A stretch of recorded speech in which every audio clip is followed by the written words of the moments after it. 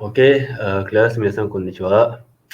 Okay, now I am going to create some short video about introduction to kanji. Okay, starting next week, we are going to learn about another character writing system in Japanese language, beside to hiragana and also katakana. That is kanji. Okay, before we go into kanji, because kanji is much more complicated, unlike hiragana and katakana.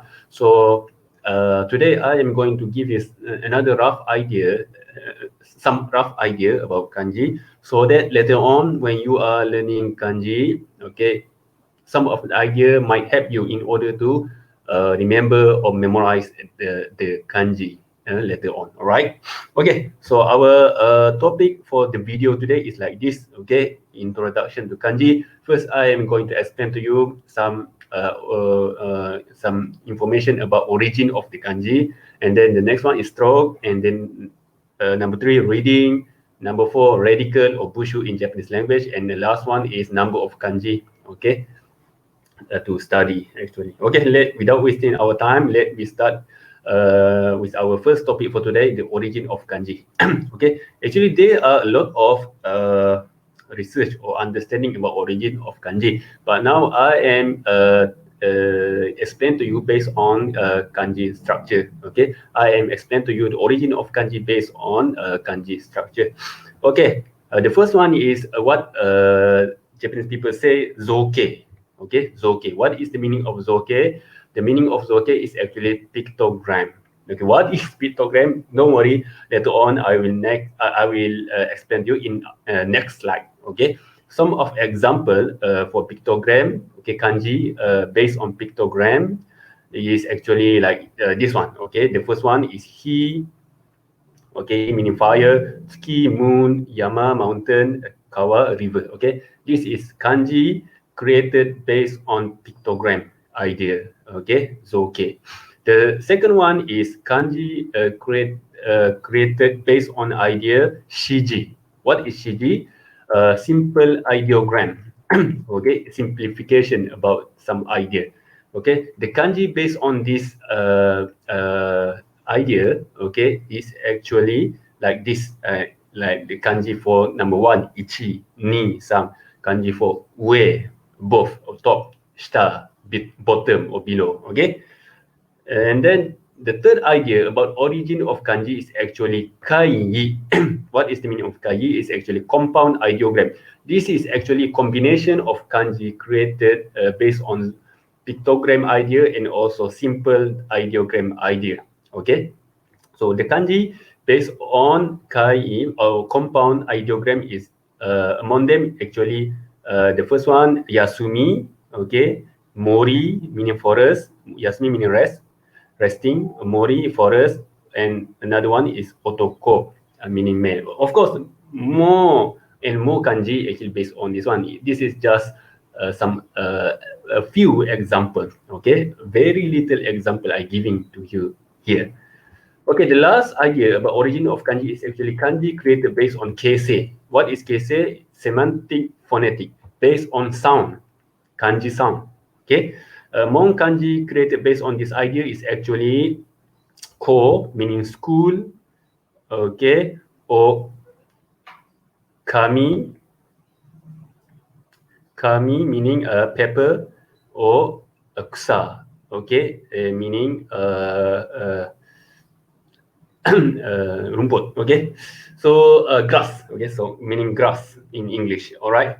Okay, so actually why this one is categorized into keisei kanji, later on I will explain to you inside another slide. Okay, now we move on to first idea of creating kanji, zoke. The kanji created based on zoke idea, pictogram. So what is pictogram? Actually, pictogram is based the idea of looking into environment, okay, your nature around you, and try to put the nature environment around you into picture. That's why it's calling pictogram. Okay, try put into simple picture, and from the simple picture, they created the kanji character. Okay, among the example, kanji created based on this idea is fire. Okay, he in Japanese language. So you can see the picture here.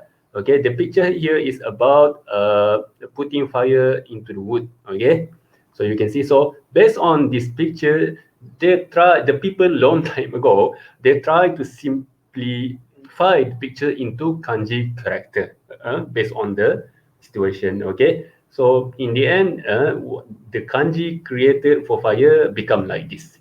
So this is the kanji. So you can see the similarity between the kanji character and also the picture. That's why this one calling pictogram. Okay. Another example here, you can see mountain. Mountain. Okay. So based on this simple picture, they created a kanji about mountain, Yama. Okay. So you can see the similarity in between the kanji character and also the picture here. Same case for paddy field, tar. Okay, obviously you can see the similarities between the character and picture. Soil, okay, tsuchi ataupun tanah, okay, and also kawa, river. You can see from these three lines they created the river kanji. Okay, kawa. And mizu from the line at the center like this, they created the kanji mizu. For moon, ski, okay, first they simplified the picture into like this, and from here they created another character, kanji character like this, ski. Okay, and then the last one I can give you, of course, more and more kanji created based on a pictogram idea. But this is some example I give it to you. Otherwise, if I teaching you all the kanji based on pictogram, we finish our session only about pictogram. Okay, this is among a few very little example I can share with you. Okay, the last kanji I can share with you is he, about sun. Okay, so you can see this is a picture about sun. So from here, they simplify it into a kanji character like this. All right, so this is kanji created based on Zoke idea pictogram. Okay, the second idea about origin of kanji is based on simple ideogram. Okay, this is actually quite similar to pictogram, but this one is not looking into your nature around you or your surrounding, but this is just simplification from your condition or situation. Okay, like kanji number one here. Okay, kanji number one. Let's say you are putting one wood stick. Okay, so from one wood stick, okay, the people long time ago created kanji ichi number one. Okay, so by putting two stick side to side, they make it to simple character kanji ni. By putting three wood sticks side to side, side by side, okay, they created another kanji sang. Okay, so this is simplification based on condition or situation at that time. Okay, and then another kanji ue, you can see this considered as floor, and above the floor you can see another tick, another circle tick here. So from this situation, they simplify into kanji ue like this. Okay, and then for kanji star, bottom or below, you can see the idea is coming from the dot line, tick line. Okay, the dot or tick circle below the line. Okay, so from here they simplify into kanji star, meaning bottom or below. Okay, so simple ideogram. Okay, this is the second idea about origin of kanji. The third idea about origin of kanji is actually compound ideogram, kanji. This is actually combination of kanji based on more than two pictogram. Okay, so we already created kanji based on pictogram. From there, they combine the kanji into another a new kanji combination of kanji based on pictogram. Okay, compound ideogram. So among kanji created based on this idea is like this. Okay, this is kanji about human, hito. Okay, human. Plus in together with kanji about tree, ki in Japanese language. Okay, tree. So it's creating another new kanji this one. Okay, this is the kanji for Yasumi, meaning resting.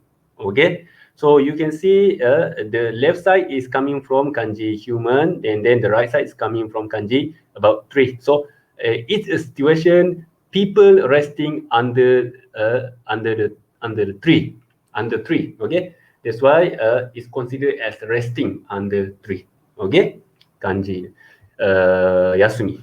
Okay, another example I can share with you is this kanji. Okay, this kanji is obviously kanji about key.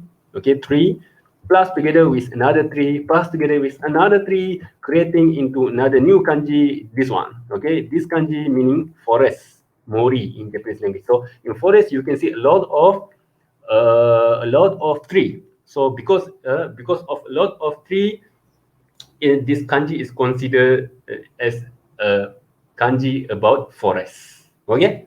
Another idea is about the compound ideogram is like this. Okay, kanji about paddy field plus together with kanji about force or power, chikara. Okay, and it's creating another new kanji about this one. Okay, the kanji about male. Okay, so it's considered the people using force or power to work in paddy field. Okay, this is male people. Okay, so again I repeat here is about idea of origin of kanji based on combination more than one kanji created based on pictogram or simple ideogram. Okay, and then the last idea about origin of kanji is actually semantic phonetic keisei based on sound. Okay, so if you look into this kanji can be read as ko. The meaning is school. Okay, so if you look into right side of the kanji, actually this kanji coming from another different kanji. This one, okay, crossing meaning. Okay, totally different meaning actually. But the reading sound for this kanji is actually ko. So actually, this kanji lending the pronunciation ko into this kanji about school. That's why this kanji also can be read as ko. It's coming from originally coming from this kanji. This kanji is actually the originally pronouncing ko and then lending into this kanji. That's why this kanji also can be read as ko. Okay, the kanji created based on sound, semantic, phonetic. Okay. Another example I can share with you is this kanji. Okay, this kanji is about paper, kami in Japanese language. Okay, paper. Actually, if you're looking into the right side of this kanji coming from another different kanji, this one, shi, meaning about people. Okay, shi. So this kanji can be read as shi, just now I already told you. Okay, so this kanji is lending the sound into the kanji about paper. That's why this kanji also can be read as shi. The original sound is coming from this kanji. Okay, so a lot of kanji also created based on this idea, semantic phonetic based on kanji pronunciation. Okay, clear? Yeah. So this is some of idea about origin of kanji for idea about origin of kanji based on structure. Okay, of course you no need to understand 100%, but if you understand about this later on, actually it's helping you in order to remember or memorize kanji, because it's kanji, the number of kanji is lot. Unlike hiragana 46 character, his katakana only 46 character. Is not a trouble for you. After you reach the 46 character, you already finished. But the number of kanji it can be thousand and thousand. So if you not sure about the concept of the kanji, you not sure about how to tackle in order to remember or memorize the kanji, and you are in trouble when the number of kanji reaching more than 100. Okay, let me resume our short video about introduction to kanji. Just now, the line is suddenly broken. Okay, let me continue without wasting our time. Okay, so let me continue into our second part about introduction to kanji. The second part is about kanji stroke. Stroke is about line inside the kanji. How many lines you can see inside the kanji? But in kanji we call it stroke. Okay. For example, okay, this kanji, very simple kanji, is about human, hito. in Japanese language. All right. So I think you can guess how many strokes inside the kanji, how many lines inside the kanji is consists about 2 strokes inside the kanji. Okay, so how you can know it is 2 strokes? You can see from this video that okay, the line of kanji is from 2 lines, 1, 2. That's why we calling it 2-stroke kanji.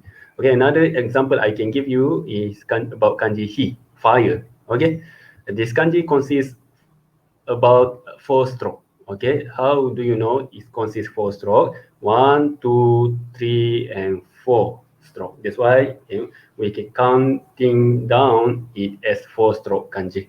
Okay, and then the last example I can share with you is this kanji about male, otoko. Okay, this kanji is much more complicated compared to above kanji. Okay, it consists 7 stroke. How do you know 7 stroke? From this one, 2, 3, 4, 5, 6, 7. Okay, one more time. Okay, 1, 2, 3, 4, 5, 6, and 7. Okay, 7-stroke kanji. So why important for you to know about how many strokes inside the kanji?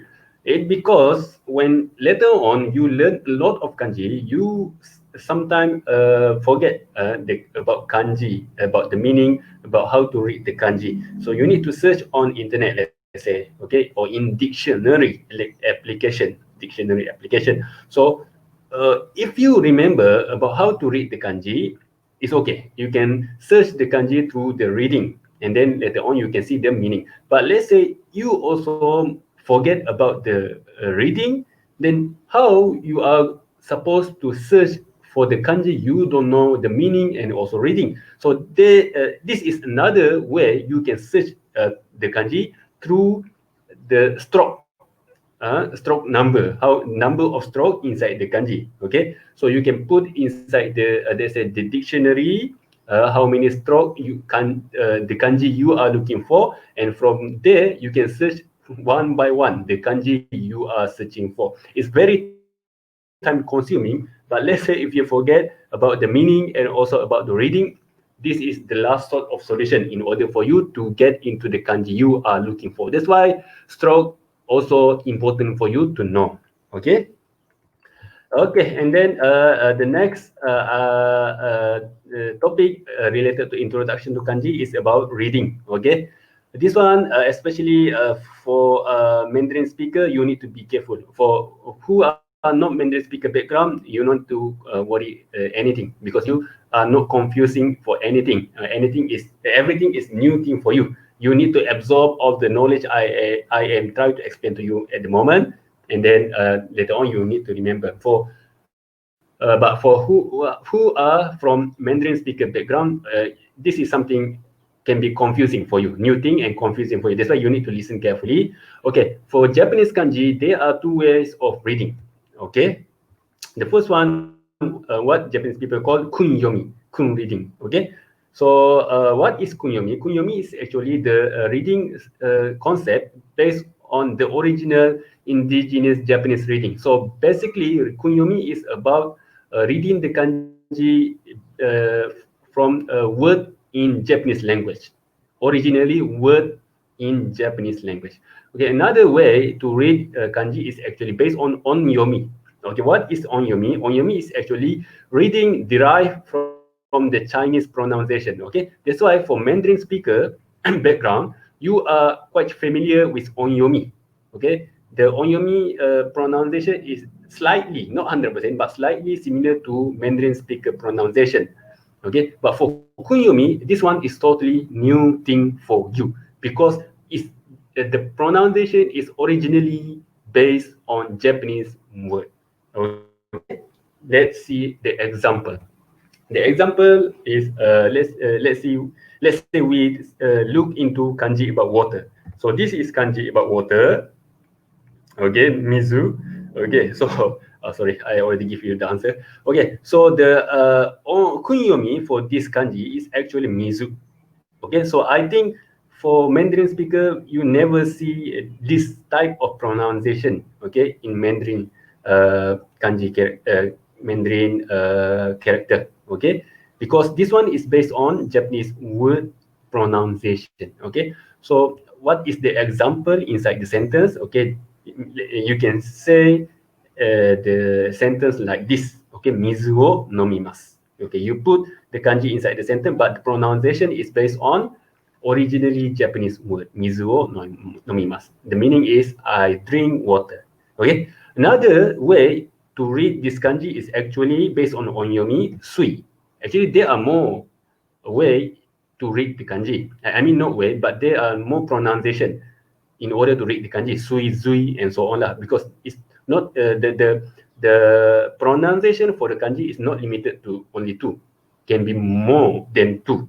Okay, some of kanji can reach up to 5 pronunciation. That's why it's complicated about kanji. Okay, but let's say we focus into sui.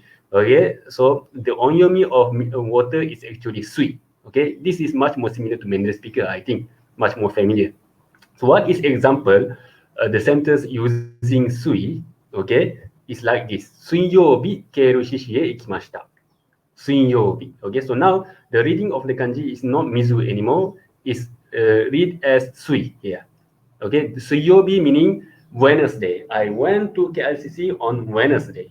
Okay, so the meaning is quite different from the original meaning. Okay, not water anymore because Wednesday, 水曜日 is actually Wednesday. So that's why you need to be careful about the pronunciation in onyomi. Usually, for onyomi, the kanji cannot stand alone. Unlike mizu, the kanji can stand alone. If you use mizu, Japanese people 100% understand what you are meaning for. But for onyomi, if you put the kanji as stand-alone kanji, sui, Japanese people not understand what you are trying to say.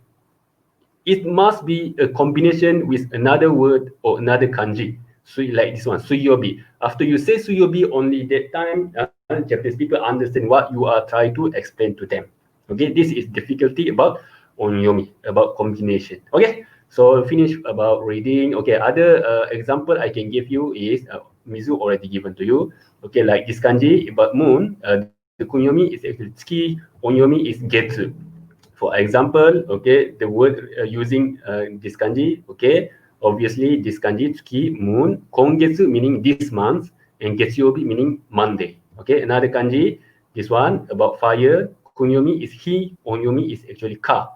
Okay, among the word using this kanji is this one, he, about fire, sumibi, and also kayobi about Tuesday. Okay, and then the last example I can share with you, of course, more and more kanji, okay, if we try to explain, but of course, we have no time to explain all the kanji, thousand and thousand kanji. So I share with you among a few examples here.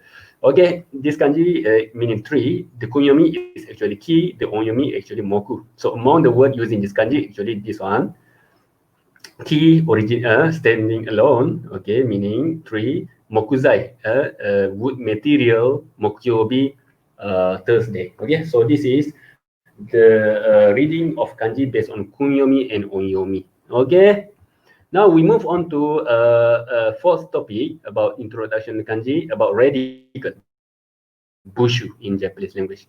Okay, so radical is actually part of kanji, the main, which which is the main idea for the kanji. The part of kanji become the main idea for the kanji. Okay, for example, this one. Okay, this one I already shown to you just now. The meaning is school. The pronunciation is call. But now you're not looking into the right kanji. You try to look into left side of the kanji here. Okay, so the left side of the kanji originally coming from this kanji, kanji ki, meaning tree. Okay, pokok. Okay, actually this one in term of radical, it called kiheng. A lot of kanji using this part of kanji, kiheng. Okay, not only school. Okay, later on I will show you the example. That's why actually the main idea about this kanji is using the kanji using type of radical hang. Hang meaning what the part stand at left side. Okay, hang. Okay, the part stand at left side. Okay, you can see this part is stand at left side. It's not standing at right side. Okay. Another radical I can share with you is this kanji sky, sora. Okay, so if you look into the top part of the kanji, actually this is quite similar to u katakana. Okay, that's why in radical, this one is called as u kamuri. Kamuri is crown. Okay, what the king put on top of their head, crown, right? Okay, kamuri. But the kamuri is looking like katakana u. That's why u kamuri. Okay, but to make it a much more in simple way, this ukamuri is actually among of the type of radical we call kamuri. There are a lot of kamuri. Okay, among a lot of part of kanji categorized as kamuri. Okay, later on I will show you the example. Okay, so another kanji here I can share with you kanji about love, koi. Okay, if you look into bottom part of the kanji, this kanji is coming from this kanji, kokoro, heart. Okay, so that's why this part is calling kokoro, heart, coming from this kanji. Okay, so this part is actually among type of radical called ashi. Ashi meaning leg. Okay, because the leg is always at bottom side of your body. So this is bottom side of this kanji body. That's why it's called ashi. Okay. So okay, based on this, actually the idea of radical is a lot. Okay, but now I explain to you based on the most popular and famous idea about the radical. Okay, usually we refer to 7 type of radical in kanji system. Okay, now let's we continue our another last part for introduction to kanji.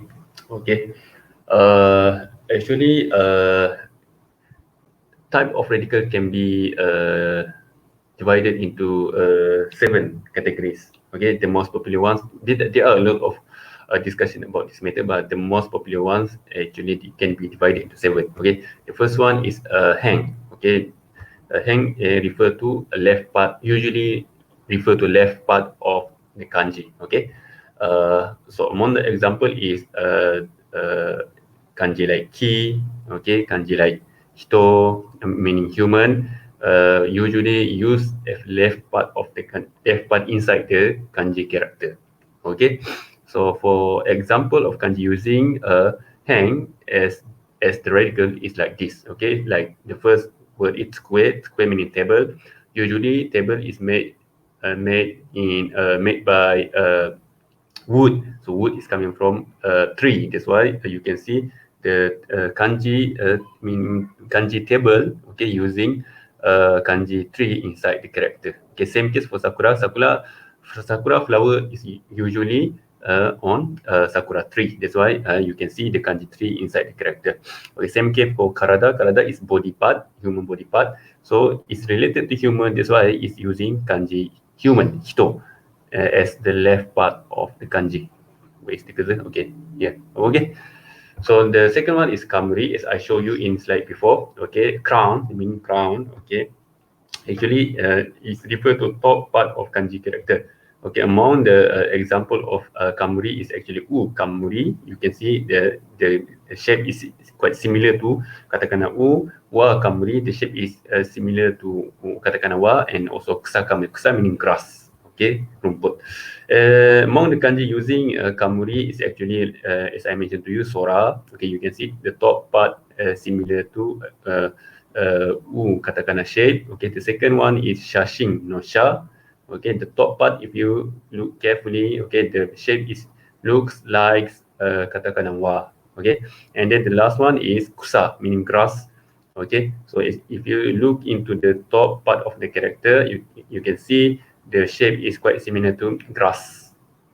Okay, something like grass. That's why it's calling kusa kamuri. Okay, the another one is ashi.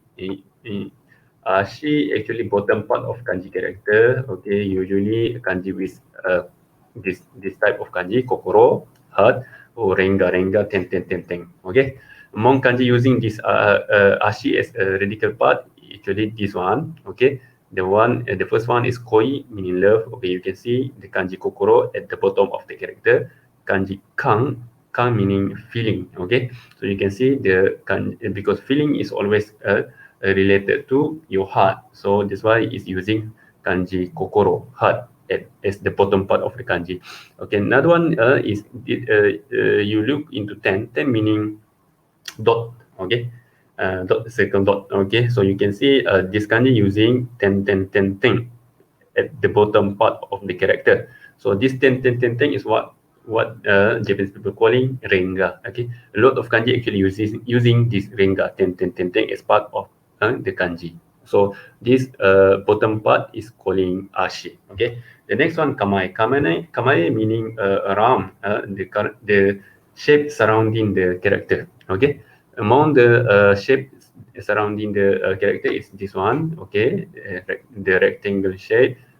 What we call kunigamae, okay, the kanji mon, mon meaning gate, okay. Mon kanji using this radical is this one, okay. First one is kuni, country, okay. You can see the rectangle shape is surrounding the center character. Okay, the another one is kai, meaning times, how many times you are doing the thing, kai, okay, ikai, nikai, sankai. So you can see the rectangle shape is surrounding the center character. Okay, the next one is mong, obviously this one is the kanji alone. Mong meaning gate, and another one kai, okay, kai meaning open. So when you open, it's usually about opening the gate. That's why it's using kanji mong as part of the radical. Okay. Okay. Another one of the radical is tsukuri, meaning right part of the kanji. Okay. Among the kanji using tsukuri is among the radical part for tsukuri is this one. Okay. Among the kanji using the radical part is this one. Okay. Actually, this is quite difficult to explain. I just simplify here. Okay. This one is katana, meaning sword. Okay, but when it come to tsukuri, actually the shape is changing into like this one. Okay, retsu, you can see the right side. Okay, right side is looking like a katakanari. So this one is what they call rito. Okay, usually this one is related to sword. Okay, rito is usually related to sword. That's why this the second vocabulary is actually meaning tsurugi. Tsurugi meaning sword. Okay. Why retsu is actually your role, okay. Your queue, okay. You are queuing for shopping, something like that, okay. So when you are queuing, retsu ni narabimasu, retsu queue, okay. But this one I'm not sure why using kanji the radical part rito, okay. Maybe something related to long history before this, okay. And then the last part you can see kanji chikara, force. So the kanji do is the meaning of kanji do is actually moving. Okay, so when you are moving something, you need to use your force. That's why you can see kanji chikara inside the character. Okay, another radical is tare. Tare meaning from bottom to left part. Okay, so among the radical related to tare, actually madare, todare. Among the kanji using this radical is this one. Okay, niwa meaning garden. You can see uh, uh, you can see the something coming from top to left part. This one. Okay, this one is what we call madare. Okay, same case for this one. Okay, and then this one is todare. Okay, the shape is slightly different from madare. Okay. The last radical part I can share with you is neo. Okay, this one is a part of a character coming from left to bottom part. Okay, among the example of neo is shinnyo and nyo. Okay, and the among the kanji using this radical part is michi, meaning rock. Okay, usually, what kanji related to shinnyo? This one is what we call shinnyo. You can see it's coming from left to bottom part.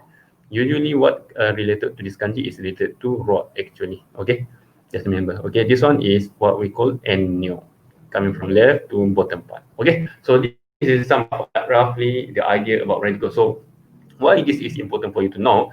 Because okay, when later on you remember a lot of kanji, more than 1,000, okay, suddenly you are getting confused.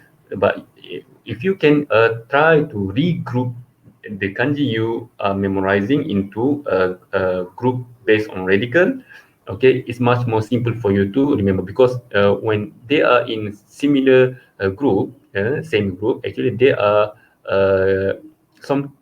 somehow related to each other, like the kanji using key hang, okay, kanji key, all related to tree. Okay, so it's much more easier for you to remember. You have some idea. Let's say if you forget later on.